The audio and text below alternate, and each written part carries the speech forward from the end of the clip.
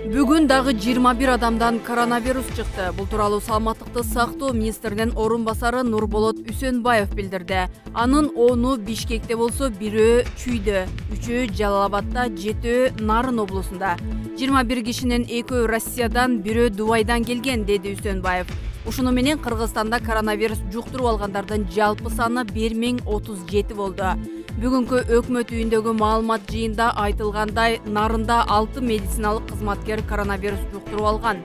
Жалпысынан республика боюнча COVID-19 диагнозу менен медициналык кызматкерлер арасында 241 учур катталды. Алардын ичинен 186 медкызматкер стационардан айыгып чыккан, деди ал.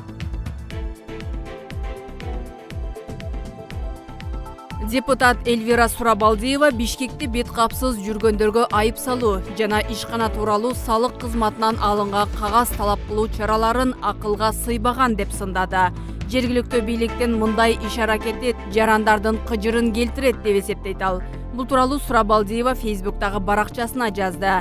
Карантин учурунда бет кап тагынып жүрүү туура экенин, бирок башка мамлекеттерде коомдук жайларда ал бекер таратыларын белгилейт. Ошондой эле жарандарга аралыкты сактоо боюнча түшүндүрүү зарыл экенин айтты. Ал эми салык кызматынан ишкана тууралуу маалыматты алуу боюнча өкмөттүн санариптештирүү системасынын иштебегенин сындады. Белгилей кетсек, 11 майдагы онлайн брифингде мэр Азиз Сурахматов 11 майдан күчүнө кирген коомдук саламаттыкты сактоо жөнүндө жана жаранды коргонуу жөнүндө мыйзамдардагы өзгөрүүлөр күчүнө киргенин белгилеп, анда карантиндик эрежелерди бузгандарга ири өлчөмдө айып каралаарын билдирген. Анда бет кап тагынбагандарга 1000ден 5000 сомго чейин айып каралган. Билим берүү министрлиги окуу жылы качан аяктаарын айтты. Маалыматка ылайык, быйылкы окуу жылы 30 майда аяктайт. Адатта мектеп окуучулары каникулга 25 майда тарашчу. Жалпы билим берүү мекемелери март айында каникулга эрте чыккандыгына, май айындагы майрамдарга байланыштуу жана окуучулар программаны толук түшүнүп өздөштүрүшү үчүн быйылкы окуу жылы 30 майда аяктайт. 5, 6, 7, 8 жана 10 класстар үчүн быйыл көчүрүү сынактары болбойт.